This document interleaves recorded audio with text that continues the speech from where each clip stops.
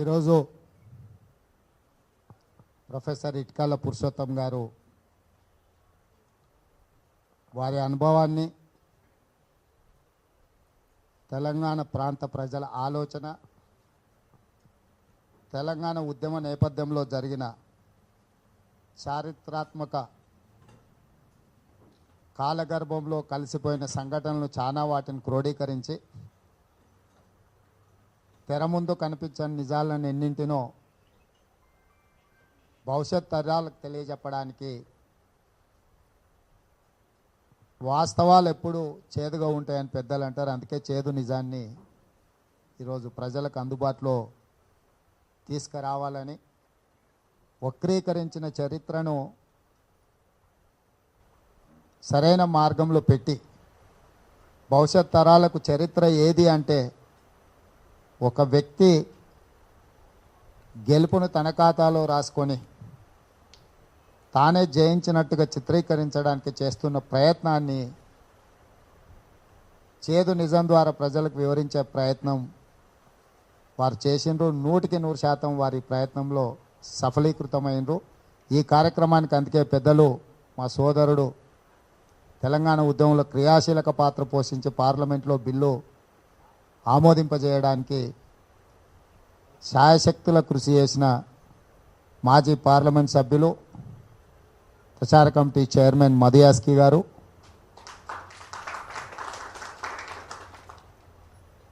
వనాల శ్రీరాములు గారు, మన తెలంగాణ ఉద్యమం వాకింగ్ లైబ్రరీ, తెలంగాణ ఉద్యమమే కాదు తెలంగాణ ప్రాంతం యొక్క చరిత్ర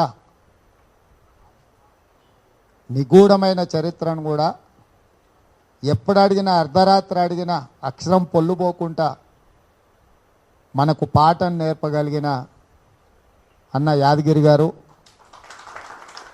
ప్రొఫెసర్ కాసిం గారు, యూనివర్సిటీ నుంచి రవీందర్ గారు, మిగతా యువమిత్రులు చాలామంది ఇక్కడికి తెలంగాణ చరిత్రతో ఉన్న తెలంగాణ ఉద్యమంతో అనుబంధం ఉన్న చాలామంది మిత్రులు సహచరులు అందరు కూడా వచ్చారు. మీకు అందరికీ మనస్ఫూర్తిగా ధన్యవాదాలు. మిత్రులారా, ప్రొఫెసర్ ఇట్కాల పురుషోత్తం గారి గురించి నేను చెప్పేదానికంటే మీకే ఎక్కువ తెలుసు. సినిమా రంగంలో 2 రకాల మనుషులు ఉంటారు. సినిమా మొదలుపెట్టక ముందే వివాదాస్పదమైన అంశాలను చర్చకు పెట్టడం ద్వారా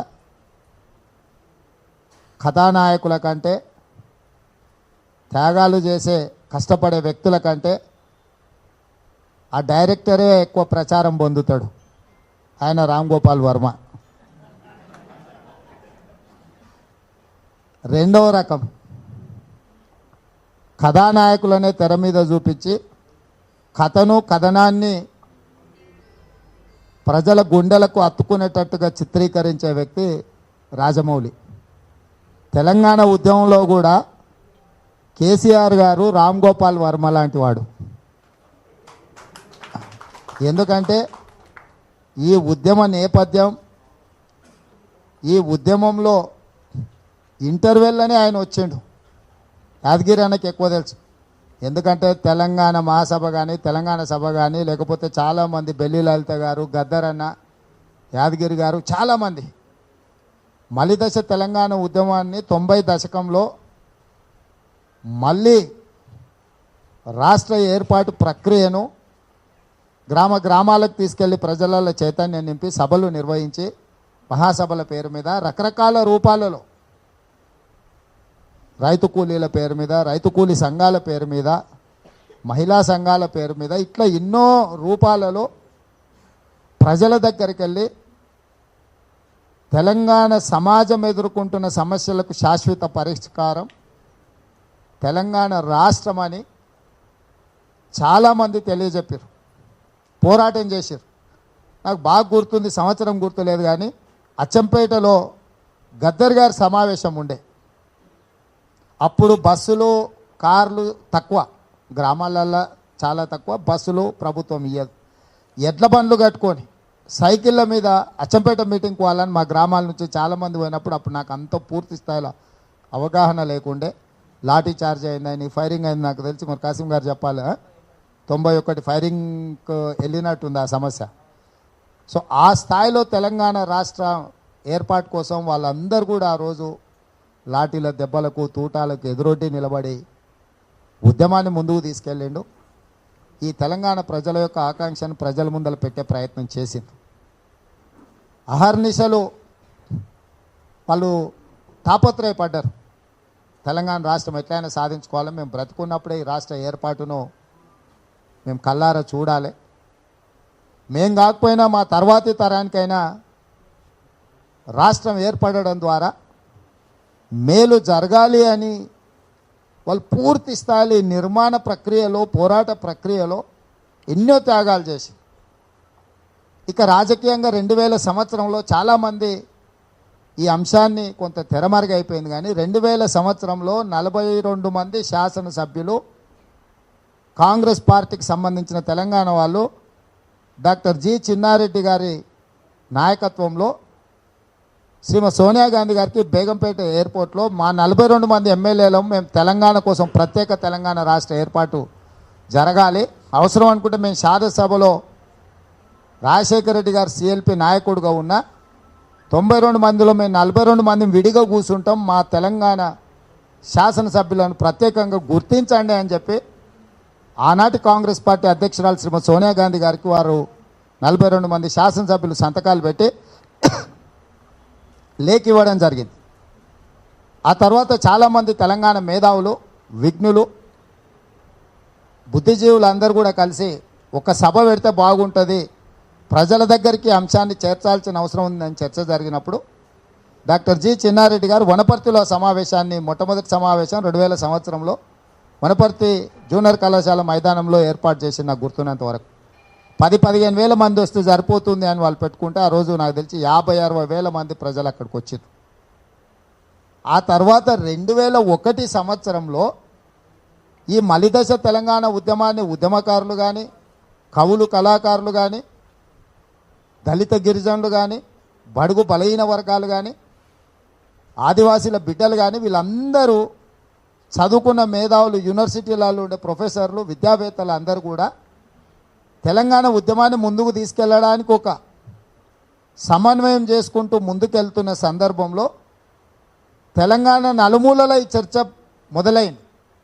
మలిదశ తెలంగాణ ఉద్యమాన్ని ఉధృతంగా తీసుకెళ్లాలని వనపర్తిలో జరిగిన సభ తర్వాత అప్పుడు రాజకీయ పార్టీల యొక్క దృష్టి తెలంగాణ అంశం మీద పడ్డది. రాజకీయ నాయకులకు ఇది కూడా ఒక సాధనంగా మారుతుంది అధికారంలోకి రావడానికని ఆలోచన వచ్చింది.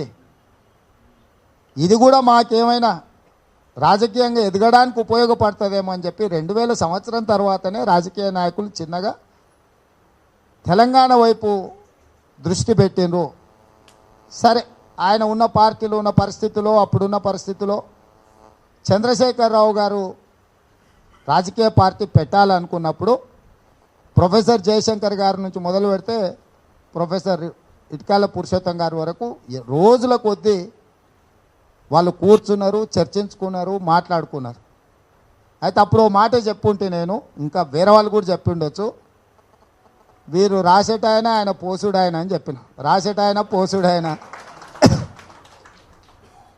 వీరేమో రాసేటోళ్ళు తెలంగాణకి ఏం కావాలి, పాంప్లెంట్ ఎట్లుండాలి, పద్యం ఎట్లుండాలి, పాఠం ఎట్లుండాలి,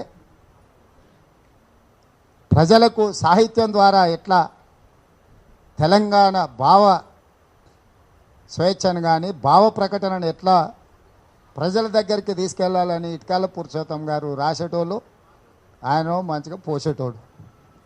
అట్లా అది జరిగి కొంచెం ముందుకు పోయి చర్చ అయిన తర్వాత పేరు ఏం పెట్టుకుంటే బాగుంటుంది, పుస్తకంలో రాసి ఉంటాడు అనుకుంటా, ఏం పేరుతో ముందుకు వెళ్ళాలన్నప్పుడు తెలంగాణ రాష్ట్ర పోరాట సమితి అనుకుంటా మొదట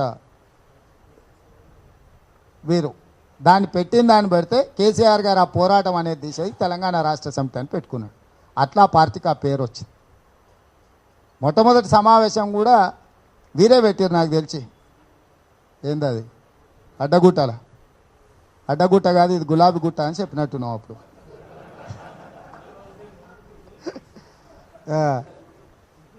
అట్లా ఆయన రాజకీయ పార్టీకి రాజకీయ ప్రయోజనానికి సంబంధించిన సమావేశం. ఆయన ప్రస్థానం అక్కడ మొదలైంది. ఆ తర్వాత పరిణామ క్రమాలు చాలామందికి తెలుసు. 2001 ఏప్రిల్ 26 నాడు ఆయన పార్టీ పెట్టకంటే ముందు జరిగిన సంఘటనలు చాలా ఉన్నాయి. హాయ్ ఫ్రెండ్స్, మా టుడే టుమారో యూట్యూబ్ ఛానల్ చూస్తున్నందుకు చాలా థ్యాంక్స్. మరిన్ని లేటెస్ట్ వీడియోస్ కోసం వెంటనే సబ్స్క్రైబ్ చేయండి. అలాగే ఈ బెల్ ని కూడా రింగ్ చేసేయండి. మా నోటిఫికేషన్స్ అన్ని మీ మొబైల్లో వస్తాయి. అలాగే మా వీడియోస్ మీకు నచ్చితే లైక్ చేయండి, షేర్ చేయండి, నచ్చకపోతే కామెంట్ చేయండి.